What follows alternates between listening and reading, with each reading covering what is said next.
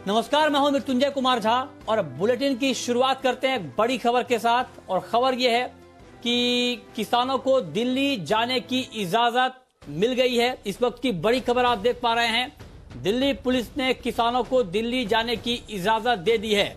किसानों को बुराड़ी के निरंकारी मैदान में मंजूरी मिली है, लेकिन इससे पहले सिंधु बॉर्डर पर पुलिस और किसानों के बीच जमकर झड़प की खबरें हैं।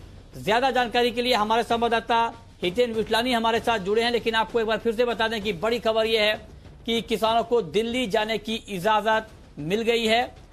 ये खबर आ रही है और बुराड़ी के निरंकारी मैदान में प्रदर्शन करने की इजाजत किसानों को मिली है। और इस खबर पर डिटेल जानकारी के साथ हितेन विठलानी हमारे साथ जुड़ रहे हैं। हितेन, क्या ताजा डिटेल है? किसानों को मंजूरी मिल गई है एंट्री की और उन्हें एक जगह दे दी गई है कि वहां पर वो प्रदर्शन कर सकते हैं। इसके अलावा और क्या डिटेल जानकारी है आपके पास?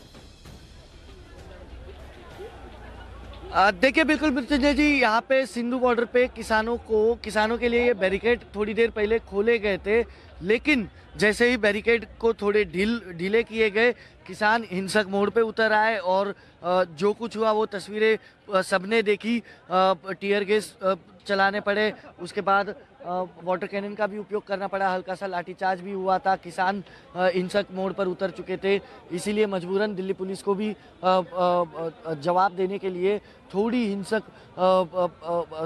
सख्ती जो है वो बरतनी पड़ी। लेकिन अब जब उन्हें परमिशन दे दी गई है कि आप बुराड़ी जा सकते हैं, तो वो यहाँ से हिलने को तैयार नहीं है। देखिए, वो वापस पीछे चले गए थोड़े, जहाँ पे उन्हें थोड़ी देर पहले सुबह से रोक रखा था, वहीं पे वो वापस जा चुके हैं।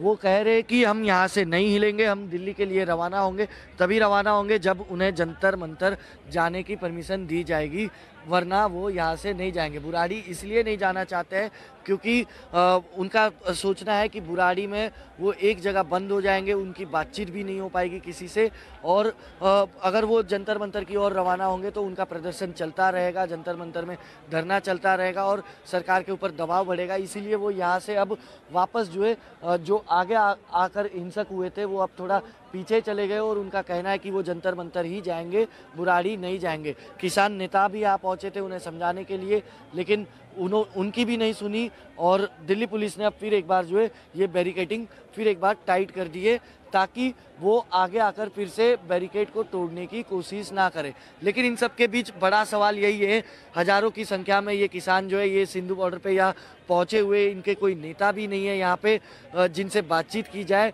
और उनको समझाया जाए कि आप कम से कम बुराड़ी मैदान में जो परमिशन दी गई है, बाकी सब किसान भी अलग अलग बॉर्डर से वहाँ पहुँच रहे, तो आप भी वहाँ पहुँचिए और बॉर्डर को खोल दिया जाए, ताकि लोगों को जो 2 दिनों से दिक्कत हो रही है वो दिक्कतें ना हो। लेकिन ऐसे में अब ये मान नहीं रहे, तो ऐसे में सबसे बड़ा सवाल यही है कि आखिरकार ये किसान यहाँ पे ऐसे कब तक बैठे रहेंगे।